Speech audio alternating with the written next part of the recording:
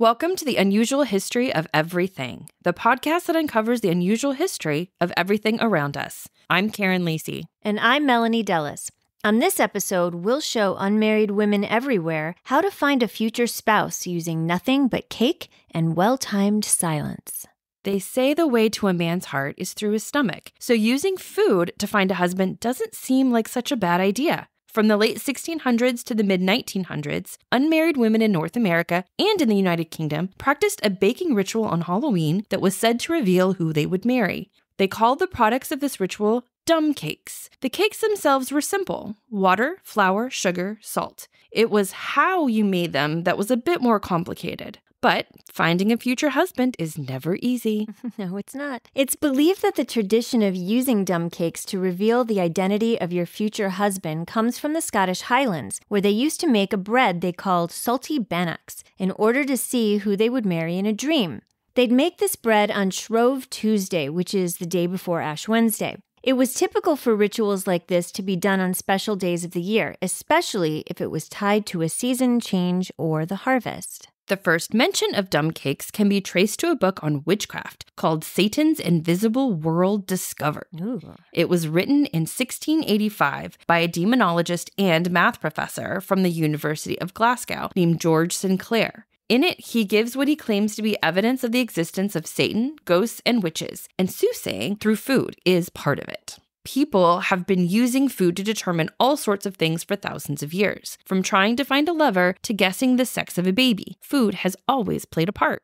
For example, besides reading tea leaves or coffee grounds, people have used eggs to get info on unborn children and spouses, and even figure out who would be next to die. They call it umancy, umancia, or ovomancy. I like ovomancy better. Right? There's a famous story about the Roman Empress Livia Drusilla who, when pregnant, kept an egg between her breasts until it hatched because she believed whatever sex the chick would be the same sex as her unborn child. Chromneomancy is what it's called when you use an onion to see the future, and women have been using this method for ages when trying to decide between lovers. Women take some onions, carve the names of a lover in each one, and whichever sprouts first is the man she's supposed to choose. I'm going to do that the next time I'm torn between two lovers. You should do that. Yep, you should definitely sit down. Does it say what kind of onion? No, a sweet onion, a yellow onion, a white onion? I'd probably do a sweet red onion. Sweet onion. Yeah, sweet onion. That sounds good. People in Germany use chromneomancy in New Year's Eve tradition to see how wet the new year will be. They make an onion calendar. Here's onion again, by the way. Mm-hmm. They make an onion calendar called Zwiebelkalender and put 12 pieces of onion on each month. Sprinkle the pieces with salt, and whichever month's onion has the most moisture will have the most rainfall. People have used food for all sorts of divination, but the ones involving love are the most prevalent. There's one involving chestnuts, which I think you can do any time of year. You take two, roast them side by side, and if they stay together, then you'll have a happy marriage. If not, well, you won't. I think you should try that. No, thank you. You know, you have a happy marriage. I can already tell you. Okay. Although chestnuts do smell good when they're roasting. Oh my God, I love roasted chestnut. I just do a whole tray of chestnuts. Yeah. Okay, back to our dumb cakes. Now, dumb cakes seems like an odd name to call something you're relying on to make a smart decision, but it turns out the dumb part of the name doesn't mean stupid. There are two ways of thinking here. One is that it comes from the Middle English word doom, which points to fate or destiny. The other is that dumb is in reference to being mute, and this would make the most sense since the most important part of making dumb cakes is to remain silent the entire time. Yes. So there's the most common way to do this dumb cake ritual.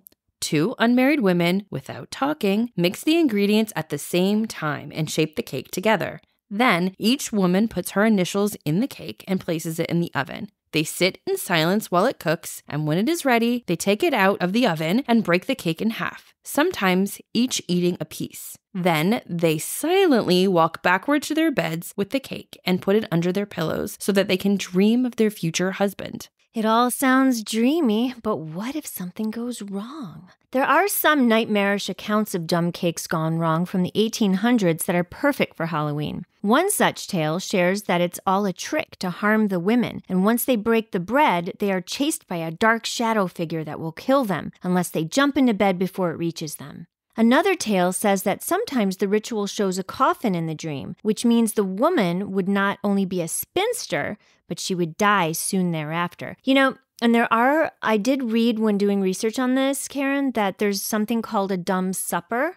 Mm-hmm. And it's basically the same idea, but instead of like baking a cake and putting it under their pillow and dreaming about their future husband or spouse or whatever, what it is that the women do everything in silence, and they would they would make a dinner and they would set the table in silence and they would do everything in silence. And then they would invite some like one or two people or whoever it is. I actually don't know like how many people they would invite to this dinner, but the dinners take place in like an abandoned house or like some abandoned warehouse, someplace where they won't be disturbed this entire time. And then the women sit down at the table. Oh, that must be it. Yeah, they don't invite anybody. The women who are doing all this and want to see who their husbands are, they sit down at the table and wait to see who comes through the door. That's the place settings are for whoever's going to come through. And they're expecting to see at midnight, at the stroke of midnight, they're expecting to see their future, the spirit of their future husband, which is kind of weird and creepy, right? Because the person shouldn't be dead, but they're like